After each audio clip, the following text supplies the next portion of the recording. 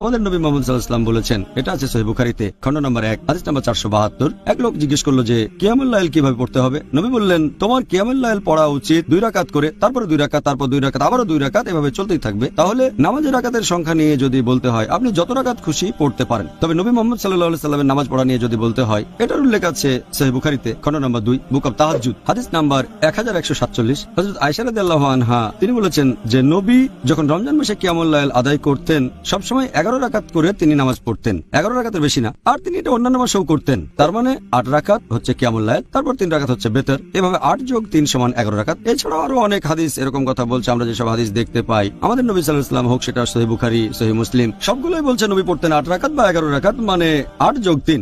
আর আপনি যদি পড়েন মুসান্নাফ ইবনে শাইবা, খণ্ড নম্বর 2, পৃষ্ঠা নম্বর 165 ও 166, বলা হয়েছে যে তাবাইনগণ যখন রমজান মাসে কিয়ামুল লাইল পড়তেন, যেটাকে বলা হয় তারাবি, তারা পড়তেন 20 রাকাত। কোন কোন জায়গায় আছে তারা পড়তেন 36 রাকাত। এখন এই নামাজের রাকাতের কথা যদি বলতে হয়, নবী বলেছেন তোমরা 2 রাকাত করে যত খুশি নামাজ পড়তে পারো, তারপর পড়বে 1 রাকাত। তাহলে কত রাকাতের অনুমতি আছে? আপনি যত খুশি পড়তে পারেন, 8, 10, 20, 36, সমস্যা নেই। তারপরে পড়বেন 3 রাকাত বেতর। আর আমাদের নবী পড়তেন 8 যোগ 3, 11। তবে আপনি যত রাকাত খুশি নামাজ পড়তে পারেন। আপনি আমাদের বলেছেন যে কিয়ামুল লাইলে আমরা মুসলিমরা যত রাকাত ইচ্ছা নামাজ আদায় করতে পারি, তবে নবীর সুন্নত 8 রাকাত। আপনি সেরকমই বলেছেন। হ্যাঁ, নবী পড়তেন 8 রাকাত। আলহামদুলিল্লাহ।